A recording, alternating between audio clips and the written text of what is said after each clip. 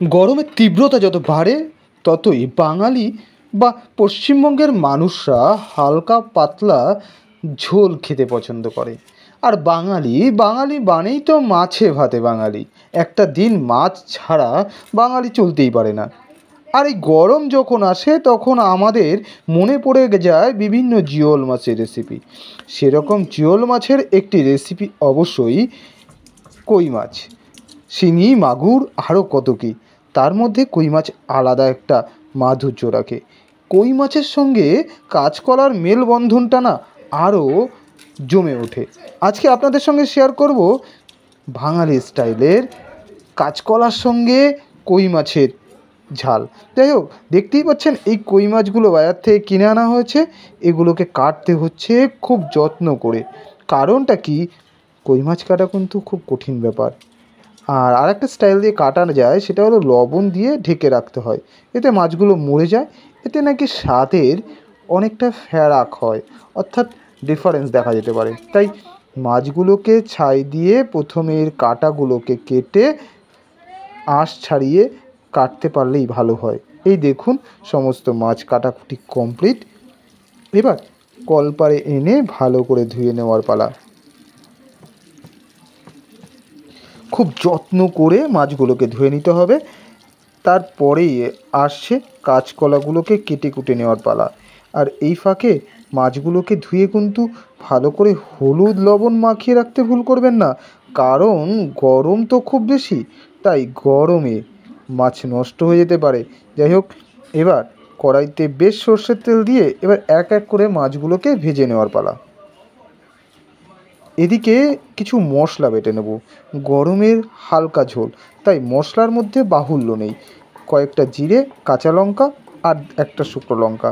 ব্যাস, মাছ ভাজা হয়ে গেছে। এবার ওই তেলের মধ্যে দিয়ে দিলাম জিরে ফোড়ন।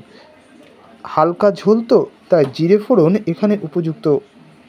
এরপরে কেটে রাখা আলুগুলো যখন মোটামুটি 50% ভাজা হয়ে যাবে তখন দিয়ে দেবো কাঁচকলা। ব্যাস, কাঁচকলা আর আলুর সঙ্গে ভালো করে ভেজে নেওয়ার পালা।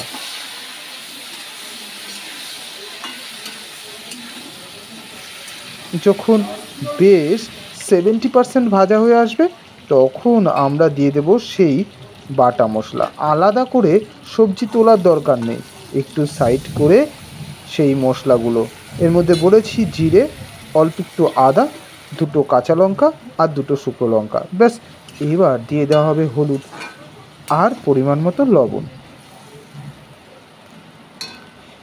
এগুলো দিয়ে বেশ ঢেকে রাখবো। মোটামুটি মশলার সঙ্গে যখন আলু, কাঁচকলা এগুলো মাখা মাখা হয়ে আসবে না, তখনই দিয়ে দিতে হবে উষ্ণ গরম জল।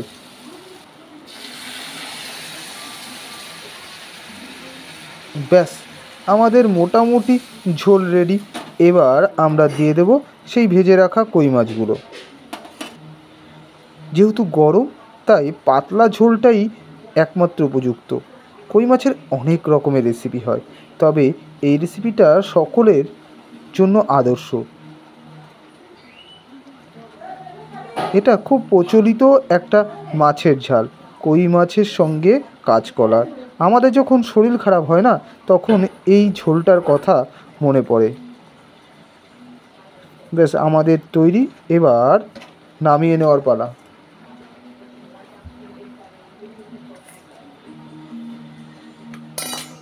ব্যাস, দেখতেই পাচ্ছেন কতটা ডিলিশিয়াস আর অনেকটাই সুস্বাদু।